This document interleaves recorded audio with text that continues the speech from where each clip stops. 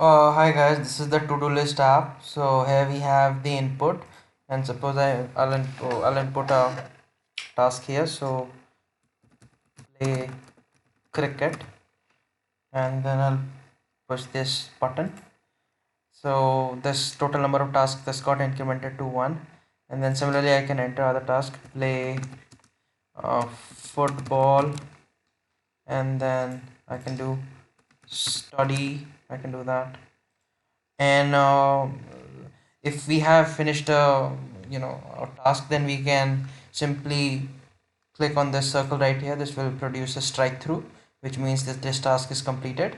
And if you want to delete, then we can simply hover over this icon, and we can click on this icon, and the total task gets updated.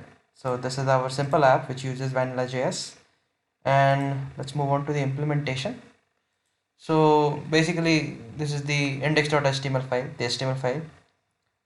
This HTML file has a header, main class, which has a form, which has our input text, input field, and a button.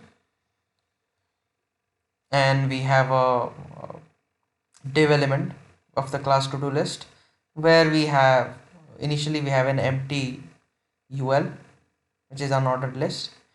And whenever we create a new element, we append a new list element to this unordered list. So we'll see that implementation in our app.js. Here we have this styles.css. So it's the styles.css file.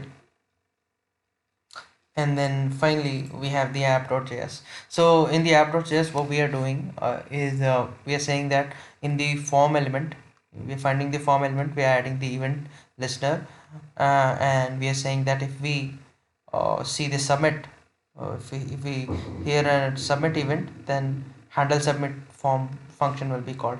Similarly, we are adding an event to the unordered list, and we're saying that if the event is clicked, then please you know open this function, handle click delete or check.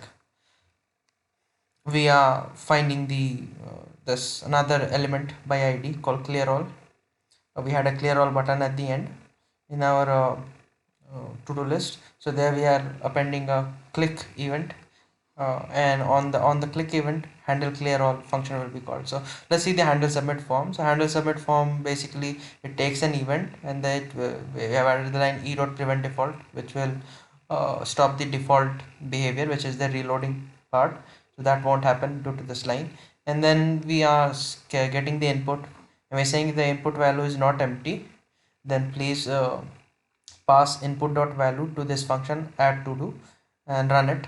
And after this, please change the input value to nothing. And here we have the handle click delete or check function. So it will take an event, and if the target name is a checkbox, then check to do function will be called, or if it's a delete button, then delete to do event function will be called. So we'll see these two first. So add to do, it takes the UL, the unordered list, and then it creates an element, a list element. Then inside the list we do the inner HTML. We pass the text, the to do text, and then on this list we add a class, because we want to do some kind of CSS activity over there. So and then we append it to the UL, and then we call the count items function. So here is the count items function.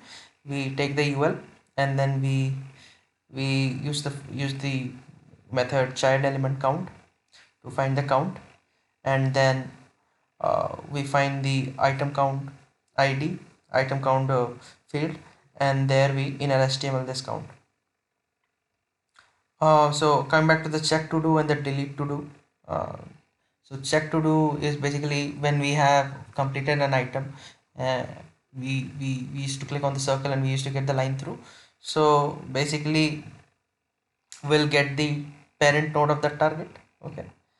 And if and we'll get that in a variable item, and we'll say that if the variable items style is line through, then please do it this.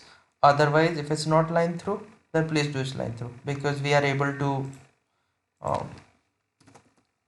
we are able to you know, back and forth. We are able to convert it back and forth from completed to not completed. So this is the code for this. And then we have the delete to do. Here we take the item with the target items parent node, and then we say we call the remove function on that item, and then we call the count items, because if when that item is removed, its value gets decreased by 1. Yeah, so we have to call the count items, and we have to render it here onto the total tasks.